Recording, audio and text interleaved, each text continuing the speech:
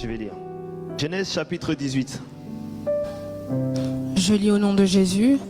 L'Éternel lui apparut parmi les chaînes de Mamré, comme il était assis à l'entrée de sa tente pendant la chaleur du jour. Il leva les yeux et regarda, et voici 3 hommes étaient debout près de lui. Quand il les vit, il courut au-devant d'eux, depuis l'entrée de sa tente, et se prosterna en terre. Et il dit, « Seigneur, si j'ai trouvé grâce à tes yeux, ne passe point, je te prie, loin de ton serviteur. Permettez qu'on apporte un peu d'eau pour vous laver les pieds, et reposez-vous sous des arbres. J'irai prendre un morceau de pain pour vous fortifier votre cœur, et après quoi vous continuerez votre route. Car c'est pour cela que vous passez près de votre serviteur. Et répondit, fais comme tu l'as dit. Abraham allant promptement dans la tente vers Sarah, et il dit, vite, 3 mesures de fleurs de farine pétrie et fais des gâteaux. Et Abraham courut à son troupeau et prit un veau tendre et bon, et le donna à un serviteur qui se hâta de l'apprêter. Il prit encore de la crème et du lait avec le veau qu'on avait apprêté, et il les vit devant eux. Il se tint lui-même à leur côté, sous l'arbre, et ils les mangèrent. Alors ils lui dirent, où est Sarah ta femme? Il répondit, elle est là, dans la tente. L'un d'entre eux dit, je reviendrai vers toi à cette même époque, et voici Sarah ta femme aura un fils. Sarah écouta à l'entrée de la tente qui était derrière lui. Abraham et Sarah étaient vieux, avançant en âge, et Sarah ne pouvait plus espérer avoir des enfants. Elle rit en elle-même en disant, maintenant que je suis vieille, aurais-je encore des désirs? Mon Seigneur aussi est vieux. L'Éternel dit à Abraham, pourquoi donc a-t-elle ri en disant, est-ce que vraiment j'aurai un enfant, moi qui suis vieille? Y a-t-il rien qui soit étonnant dans la part de l'Éternel? Au temps fixé, je reviendrai vers toi, et à cette même époque, Sarah aura un fils. Sarah mentit en disant, je n'ai pas ri, car elle a eu peur. Mais il dit, au contraire, tu as ri. Amen. Amen. Amen. Amen. Nous allons lire maintenant Genèse chapitre 19. Je lis dans le nom du Seigneur Jésus. Genèse chapitre 19. Verset 1. Les 2 anges arrivèrent à Sodome sur le soir, et Lot était assis à la porte de Sodome quand Lot les vit. Il se leva pour aller au-devant d'eux, et se prosterna la face contre terre. Puis il dit, voici, mes seigneurs, entrez, je vous prie, dans la maison de votre serviteur, et passez-y la nuit. Lavez-vous les pieds, vous vous leverez de bon matin, et vous poursuivrez votre route. Non, répondirent-ils, nous passerons la nuit dans la rue. Mais Lot les pressa tellement qu'ils vinrent chez lui, et entrèrent dans sa maison. Il leur donna un festin, et fit cuire des pains sans levain, et ils mangèrent. Il n'était pas encore couché que les gens de la ville, les gens de Sodome, entourèrent la maison, depuis les enfants jusqu'aux vieillards. Toute la population était accourue. Amen. Donc le thème d'aujourd'hui, c'est à la rencontre de la promesse. Amen. Là, nous avons 2 personnes différentes. On a Abraham et on a Lot, son neveu. Et Dieu envoie des émissaires. Amen. Pour transmettre des messages. Et la Bible nous dit que ce sont des anges. Lorsque ces anges arrivent et qu'ils rencontrent Abraham, Abraham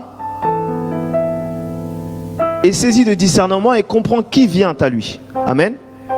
Et lorsqu'il les reçoit, la première chose qu'il fait, c'est de mettre en place un repas. Amen. Le premier point d'aujourd'hui, pour la rencontre de la promesse de Dieu, c'est le discernement. Actuellement, le peuple de Dieu se perd parce que tellement on est bardé d'informations, on est bourré d'informations, Twitter, trucs, et on commence à prendre toutes les choses à la légère.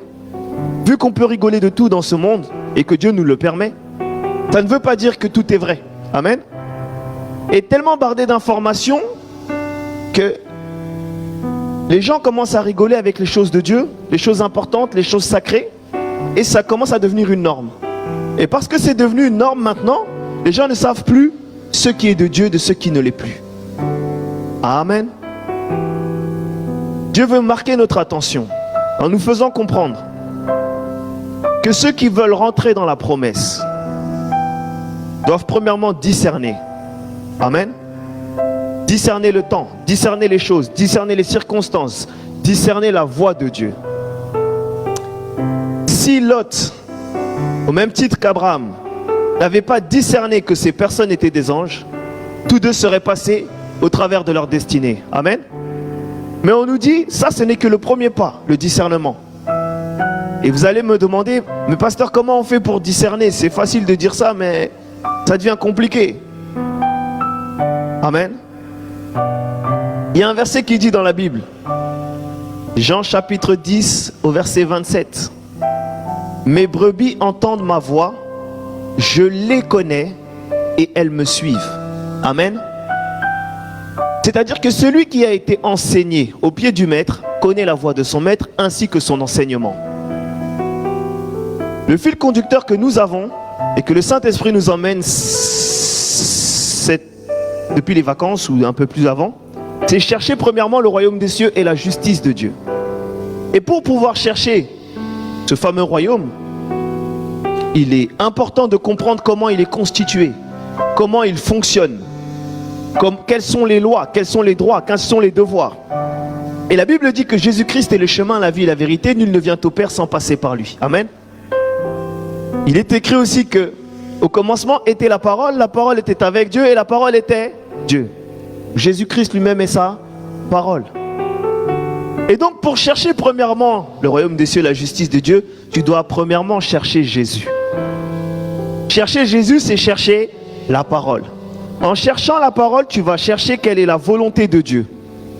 En trouvant la volonté de Dieu, tu vas comprendre ce qu'il attend de toi. Amen. En trouvant ce qu'il attend de toi, tu rentres dans la dimension de fils et d'épouse. Amen. Car nous sommes des chrétiens. Et le chrétien, c'est qui? C'est celui qui est sauvé parce que Christ est mort à la croix en tant qu'époux. Amen. Et donc, pour pouvoir bénéficier de cette alliance, il est nécessaire que nous aussi nous rentrons en tant qu'épouse. L'épouse, c'est celle qui est soumise à la parole de Dieu. Amen. Cela ne s'applique pas qu'aux femmes, ça s'applique à tout le monde, à l'église. Amen. Dieu veut nous faire comprendre que, au travers de sa parole, de la méditation, de la lecture de la parole de Dieu, nous comprendrons ce qu'il attend de nous. Et à partir de là, nous pourrons discerner lorsque les esprits parlent et qu'ils ne correspondent pas à la volonté de Dieu. Amen.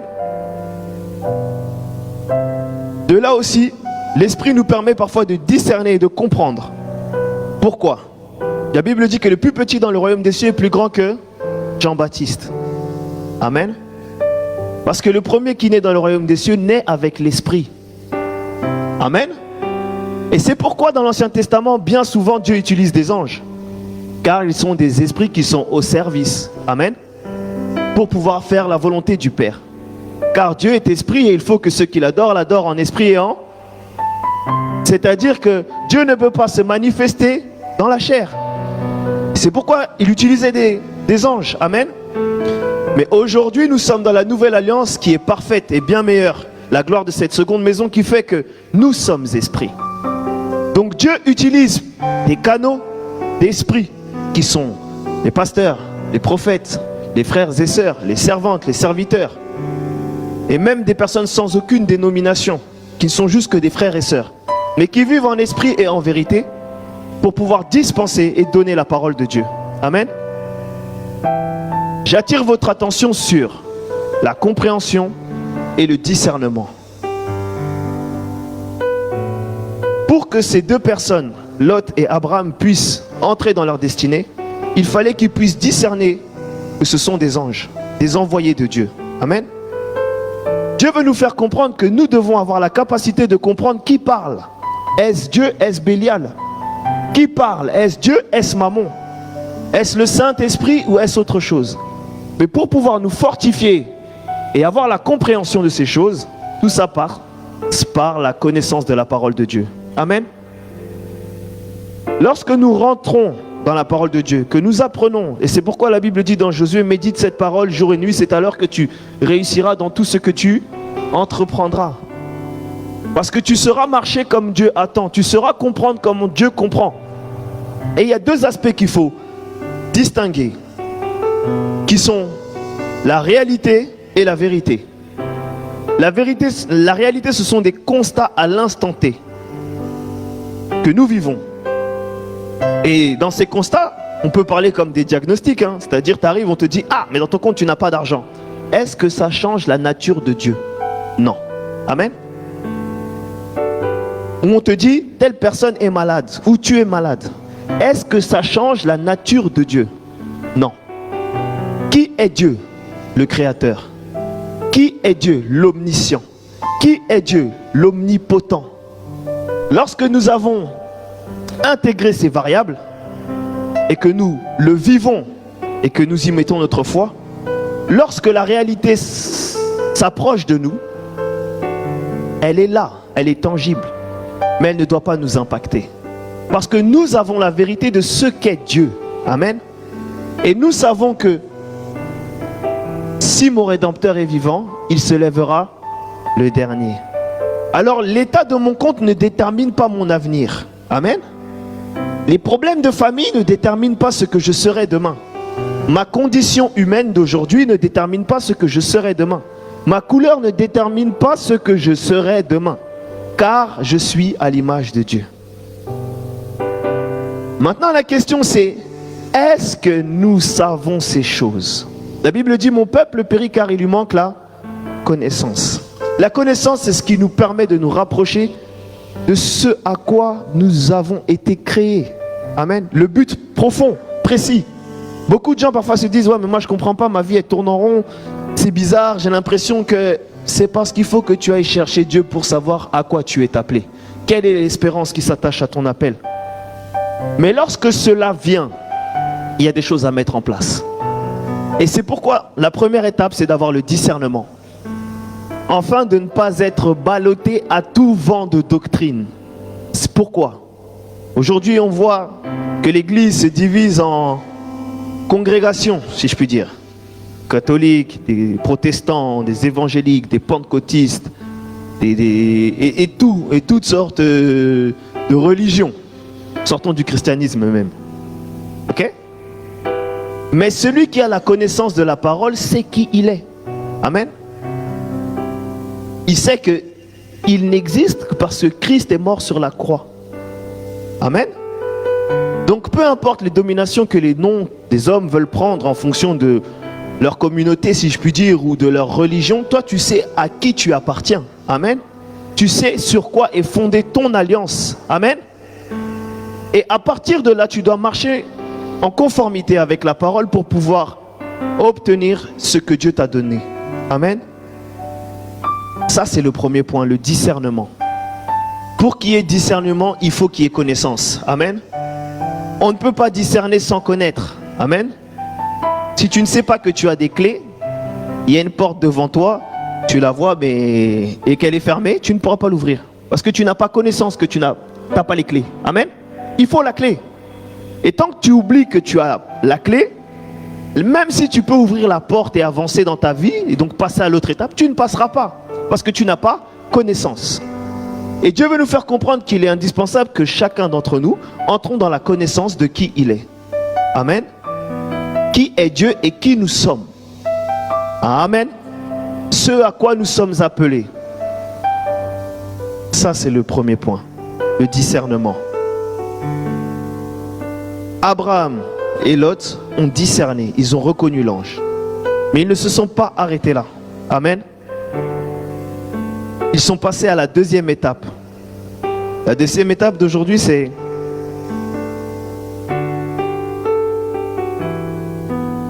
poser un acte de foi. Amen. Poser un acte de foi. Lorsque ces deux personnages ont reconnu l'arrivée des messagers de Dieu, les deux se sont empressés de les accueillir. Amen. Les deux se sont empressés de donner une offrande, d'apporter un repas. Pourquoi le repas? Parce que de toute façon, dans cette génération-là, les gens vivaient de la terre et des métiers artisanaux. Amen. Et il y avait de l'argent. Oui, il y avait de l'argent. Mais ils donnaient de ce qu'ils avaient de mieux, le repas, le moment du partage. Amen. Et Dieu veut nous faire comprendre au travers de ça, lorsque nous recevons la révélation, parce qu'il est question de révélation, de ce qu'est ta destinée ou ce qu'est ta vie, il est indispensable que maintenant, toi, tu poses un acte de foi. Amen. Christ est mort sur la croix. Il a fait sa part pour que nous rentrons dans la dimension de fils. C'est pourquoi il dit, vous ferez des choses bien plus grandes que ce que moi j'ai fait.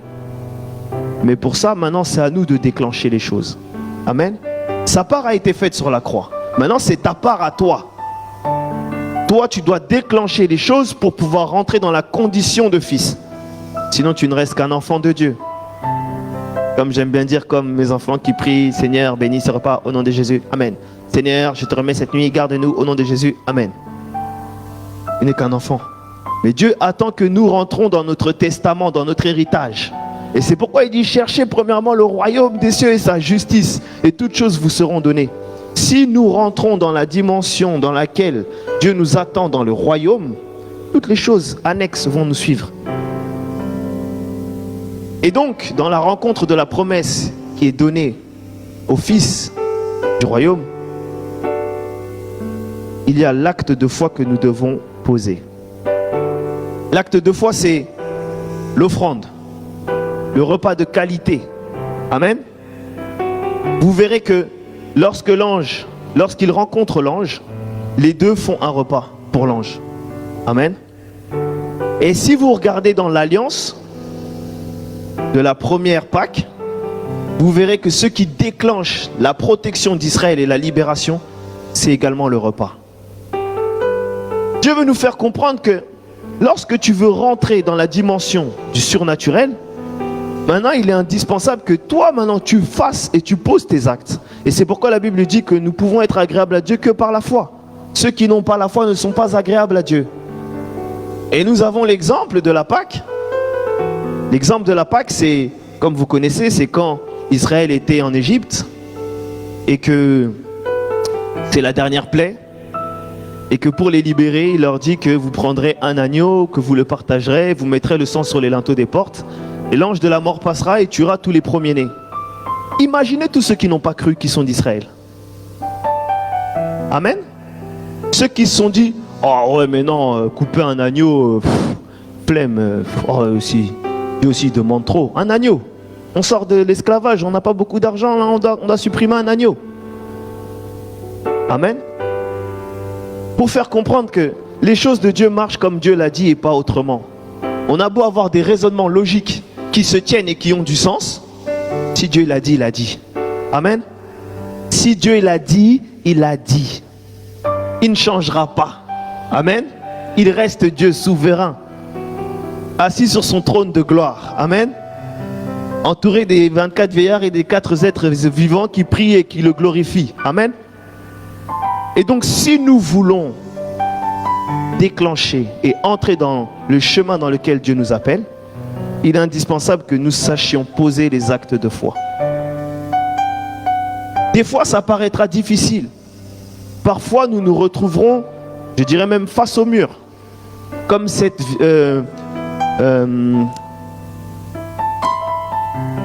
cette veuve avec Élie, à qui il fallait donner la dernière portion d'huile et la dernière portion de gâteau. Amen. Elle se retrouve face au mur. C'est ce qui reste pour son fils. Après, elle s'est dit, de toute façon, on a signé, on va mourir. Elle lui dit, non, donne-moi et après tu verras. Et c'est ça que Dieu attend de nous. Si vraiment nous avons la foi, les constats de la vie ne doivent pas nous arrêter. Amen. Les constats de mon compte ne doivent pas nous arrêter. Les constats de la santé ne doivent pas nous arrêter. Les constats de ceci ne doivent pas nous freiner dans le déclenchement des choses de la foi. Amen. Amen. Dieu veut nous faire comprendre que tout est à portée de main, mais ça dépend de nous maintenant. C'est à nous de déclencher les choses. Il est mort sur la croix. Il nous a laissé l'héritage qui est la parole de Dieu. Amen. Avec toutes les espérances et toutes les promesses qui sont dedans. Et en plus de ça, il envoie des serviteurs et des servants remplis de son esprit pour pouvoir transmettre la révélation de Dieu. Car la Bible dit qu'un peuple sans révélation est un peuple sans frein. Donc il nous envoie la révélation afin que nous puissions encore avancer sagement, intelligemment, selon sa volonté. Maintenant que nous avons reçu cette révélation, c'est à notre tour. Amen. C'est à notre tour. Dieu, il a fait. Il a envoyé son Fils unique. Juste afin que quiconque croit en lui ne périsse point, mais qu'il ait... Amen. Il a fait le plus gros. Maintenant, la seule chose qu'il dit, c'est que maintenant, vous êtes mes disciples. Allez, faites de toutes les nations des... Et dans cette mission, chacun a un rôle bien prédéfini. Amen. Et dans ce chemin, il y a des actes de foi que nous devons poser. Amen. Dieu va envoyer des anges pour chacun d'entre nous. Ne vous inquiétez pas. Dieu est amour. Chacun va avoir son ange. Chacun va avoir sa révélation. Chacun va avoir sa destinée. Pour la saisir, elle est là la différence. Les actes de foi. Nous voyons que Abraham s'est empressé de demander à un de ses serviteurs de préparer un repas. Nous voyons que Lot s'est empressé de leur dire « Venez chez moi ». Et je vais lire un autre texte pour que nous puissions encore coupler le tout. Dans Juges, au chapitre 6, du verset 10. Juges chapitre 6, verset 10. Merci. Je vous dis, je suis l'Éternel, votre Dieu. Vous ne craindrez point les dieux des Amoréens, dans le pays desquels vous habitez. Mais vous n'avez point écouté ma voix. Puis vint l'ange de l'Éternel et il s'assit sous le térébinthe d'Ophra, qui appartenait à Joas, de la famille d'Abiézer. Gédéon, son fils, battait du froment au pressoir pour le mettre à l'abri de Madian. L'ange de l'Éternel lui apparut et lui dit, « L'Éternel est avec toi, vaillant héros. » Gédéon lui dit, « Ah, mon Seigneur, si l'Éternel est avec nous, pourquoi toutes ces choses nous sont-elles arrivées? Et où sont tous ces prodiges que nos pères nous racontent quand ils disent, l'Éternel ne nous a-t-il pas fait monter hors d'Égypte? Maintenant, Éternel, nous abandonne et il nous livre entre les mains de Madian. » L'Éternel se tourna vers lui et dit, « Va avec cette force que tu as et délivre Israël de la main de Madian. N'est-ce pas moi qui t'envoie? » Gédéon lui dit, « Ah, mon Seigneur, avec quoi délivrerai-je Israël? Voici ma famille est la plus pauvre de Manassé et je suis le plus petit de la maison de mon père. » L'Éternel lui dit, « Je serai avec toi et tu battras Madian comme un seul homme. » Gédéon lui dit, « Si j'ai trouvé grâce à tes yeux, donne-moi un signe pour montrer que c'est toi qui me parles. Ne t'éloigne point d'ici jusqu'à ce que je revienne auprès de toi et que je t'apporte mon offrande. » Amen. Si nous lisons la suite, c'est parce que là on n'a plus de temps. Si nous lisons la suite, vous verrez que l'ange explique comment il doit même faire l'offrande. Amen. Et lorsqu'il fait l'offrande, lorsque ils sont dans la réalisation, l'exploitation de cette offrande, dès que ça marche, piou, l'ange y part. Amen. Amen.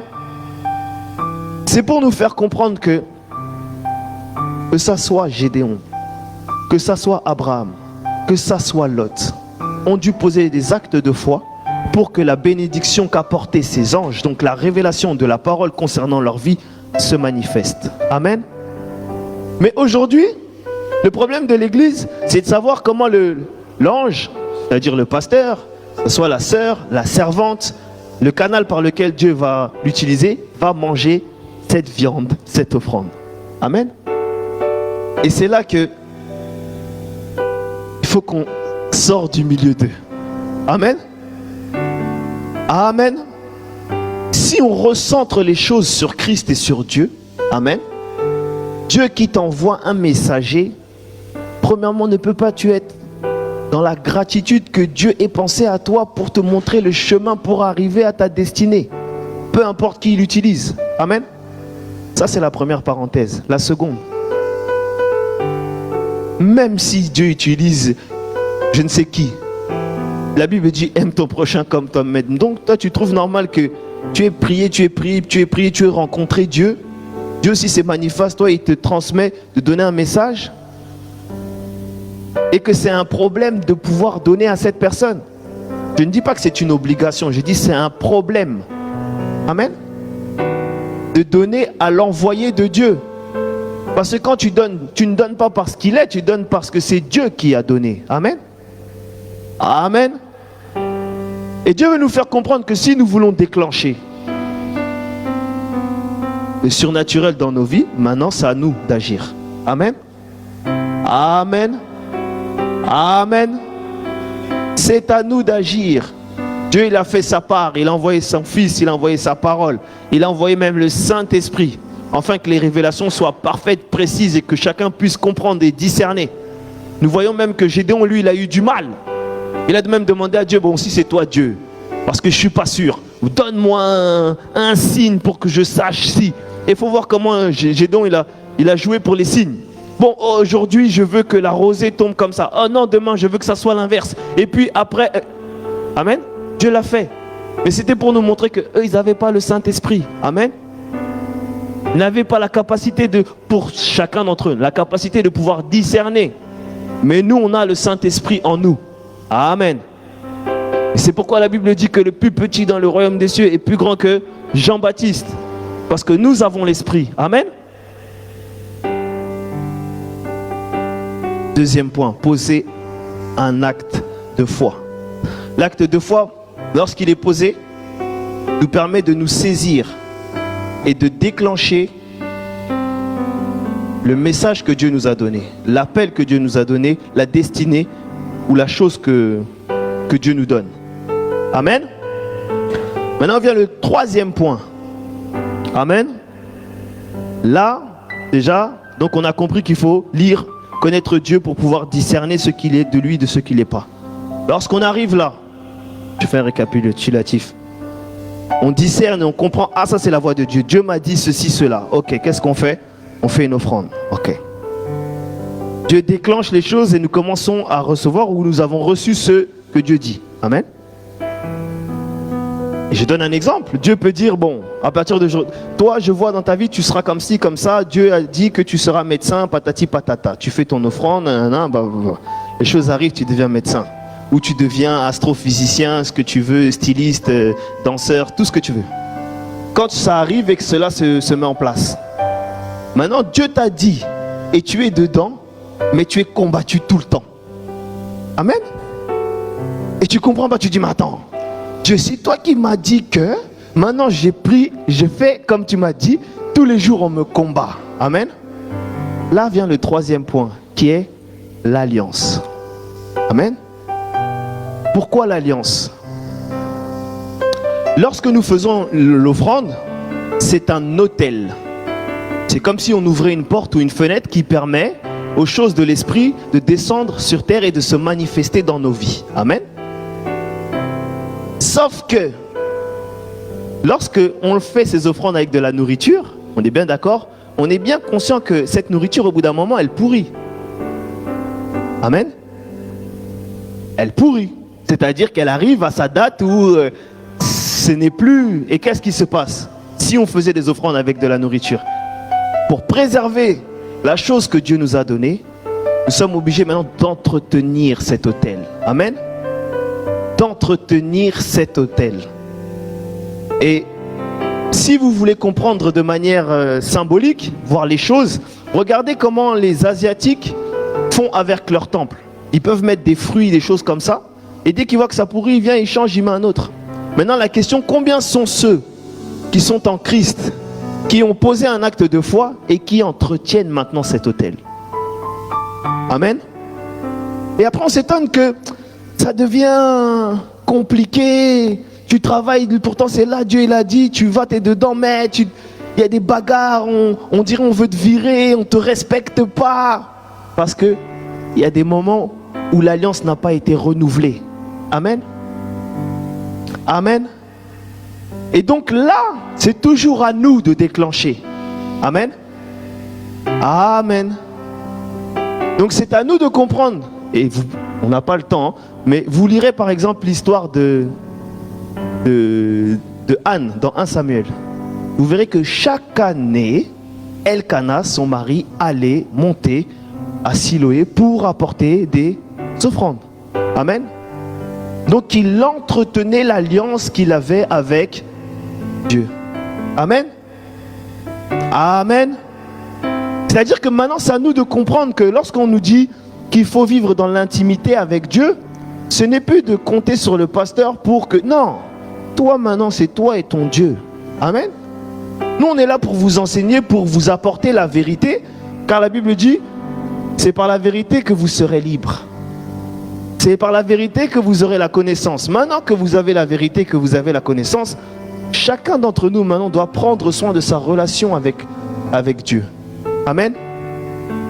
Et en prenant soin de cette relation, tu vas savoir que non, l'autel, et je rentre encore dans l'autel pour ceux qui n'ont pas bien compris, l'autel A-U-T-E-L et pas H-O-T-E-L, amen, c'est une stèle ou c'est un endroit ou un haut lieu où on dépose des sacrifices, ok?